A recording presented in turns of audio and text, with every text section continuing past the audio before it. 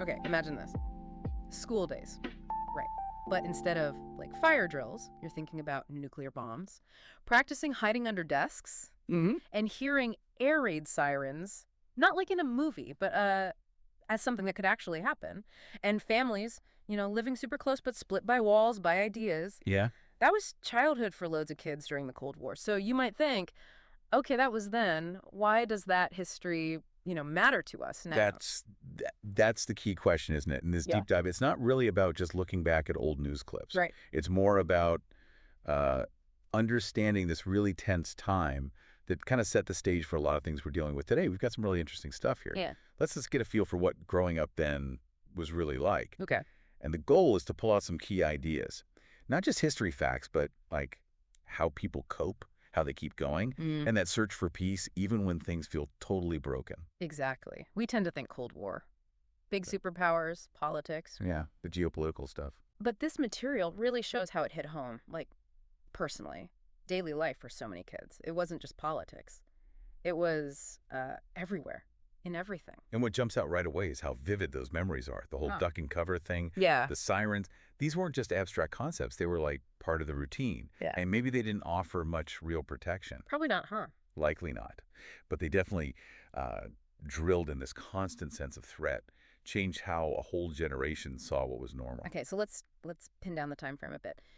This material puts the Cold War, roughly what, 1947 to 91, when the Right. Soviet Union dissolved? Yeah, that's the basic window. A big chunk of the late 20th century. And in that time, there's one symbol. It feels like it just sums up the whole division, doesn't it? Oh, absolutely. The Berlin Wall, Yeah. built in 61, it's just such a powerful, lasting symbol of that split. Yeah. It wasn't just lines on a map. It was this real physical barrier, ideological too, Mm. right through a city, splitting families, friends, Hmm. representing that huge gap between worldviews. Hmm. And this material really brings out what that meant day to day for people living near it. A constant reminder, separation, Hmm. mistrust. And then fast forward to 89, the wall comes down. Huge moment. Not just for Germany, right? Like globally. It really feels like history turning a corner there. Yeah. The material calls it a fundamental shift, not just physically in Europe, but in the whole, clash of ideas. It really signaled maybe this thing isn't forever. Exactly, a crack in something that seemed totally solid. Mm-hmm. And it paved the way for the end of the whole Cold War setup. So the wall's story, rising up, then falling, it kind of mirrors the whole era, really. Okay, now this text also points out some of the key people involved, leaders navigating this super tense time. We're talking Kennedy, Reagan over here, Mm. Khrushchev, Gorbachev for the Soviets, and activists too, like Waszewska in Poland. How did their actions actually shape what it was like to grow up then? Well, what's interesting here is seeing how those big top-level decisions actually, affected ordinary people, Hmm. kids especially. Yeah. Like Kennedy and the Cuban Missile Crisis, that brought the world so close to nuclear war. Imagine the anxiety that caused, especially if you're just starting to understand the world. Yeah, terrifying. But then you have periods of détente Hmm. that's easing tensions in the 70s that offered moments of, well, relative calm, A bit of breathing room. kind of. And later, Gorbachev's reforms, his talks with Reagan, that created the space for the Cold War to actually end. And Waszewska in Poland, his activism showed that individuals could challenge the system. That fit into the changes across Eastern Europe. So these big political moves weren't just abstract, they had real consequences for people's daily worries. Absolutely. Yeah. Which brings us to, well, this material calls it the quirky reality of nuclear fear. The whole backyard fallout shelter thing really stands out. Yeah, it sounds kind of wild now. It does. But the fact that people actually built them, Hmm. put time, money, effort into digging bunkers, Mm. it shows how real that fear felt, how immediate. Mm-hmm. And okay, maybe the shelter wouldn't save you from a direct hit. Right. Questionable effectiveness for sure. But psychologically, it gave people a feeling of doing something. Some tiny bit of control maybe when facing something unimaginable. And then the duck and cover in schools. The text even says it likely wouldn't do much against a bomb, but it had a psychological role. What was that about? It's fascinating, isn't it? How societies deal with huge threats. Physically, yeah, under a desk, Mm-hmm. not much help. Mm-hmm. But psychologically, Mm-hmm. it gave kids, maybe adults too, an action, something concrete to do. It created a feeling of being prepared, even if it was, well, pretty minimal in reality. Like having a plan, even a flawed one. Exactly. A way to feel not completely helpless against this massive fear. So those drills, probably futile physically, but they really embedded that constant awareness of danger, shaped what felt normal. Okay, so for listeners who are finding this really interesting and maybe want to, explore more, this material has some good pointers, like seeking out firsthand accounts, memoirs, interviews, that kind of thing. Oh, definitely. That's crucial. The big history books give you the framework, the context. Yeah. But it's the personal stories, isn't it? Hearing from people who actually lived through it, navigated childhood with that background tension, that gives you a much richer, more human understanding, way beyond just dates and treaties. And getting a more tangible feel. It suggests visiting places like the Berlin Wall Memorial or Checkpoint Charlie. I imagine standing there would be pretty powerful. Clearly, history can feel so abstract sometimes, can't it? But actually being there, seeing the remnants, the crossing points, it connects you. You start to really picture the people, the separations, the hopes, the fear that happened right there. It makes it less like just learning facts and more like feeling it. The material also mentions Cold War literature, cites Jean le Carré, the spy who came in from the cold, and also nonfiction like Gaddis's History.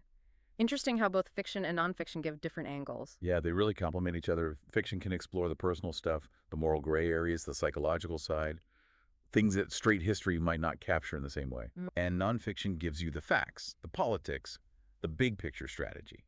So reading both, you get a much fuller view. Another point it makes is understanding the tech side, the weapons. Nuclear missiles, obviously, but also the space race.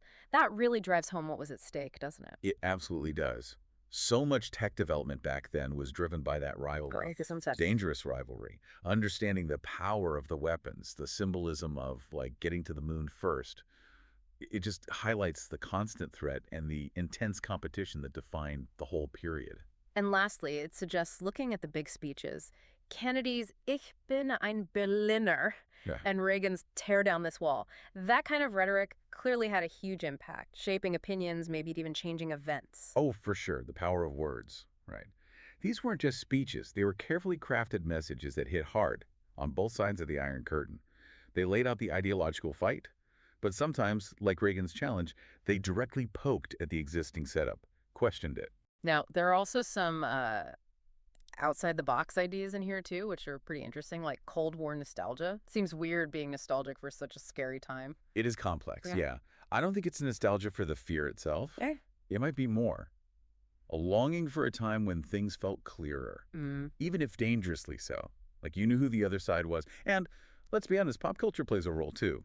Movies, TV shows, they often focus on the spy intrigue, the style, maybe glossing over the real anxiety. It's the Americans or something. Exactly. Great drama, but maybe romanticizes it a bit. And the idea of using VR to simulate Cold War scenarios, wow, that feels like it could give a really intense, immersive understanding, like stepping back in time. It really could. VR has that potential, doesn't it? To create a much more visceral, emotional connection than just reading or watching. Imagine like a simulated border check, or being in a 50s living room hearing a civil defense alert. It could build empathy, a deeper grasp of the daily reality back then. So, okay, let's try and pull this together. What's the main takeaway from looking at this whole era through the eyes of kids growing up in it? The material seems to stress it wasn't just politics. It really shaped lives and has effects even now. That's exactly it. The Cold War's legacy isn't just in the history books or treaties. It's woven into culture, technology, how people saw the world, and their place in it. And digging into those personal stories, looking at the key moments, it shows us amazing resilience, doesn't it? How people, how societies cope under incredible long-term pressure and uncertainty. Well, thanks for joining me on this deep dive into the Cold War years. It's been really fascinating, actually, unpacking this huge chunk of history and thinking about how it affected a whole generation. My pleasure. It's definitely a period that still has lessons for us, I think, if we look beyond just the headlines and focus on the human side of it all. Yeah. And that leads to our final thought. For you, the listener, thinking about that constant feeling of threat during the Cold War, how might growing up like that have shaped that generation's whole outlook on the world, their values as a society, maybe in ways we can still kind of see playing out today? Something to chew on after we wrap up.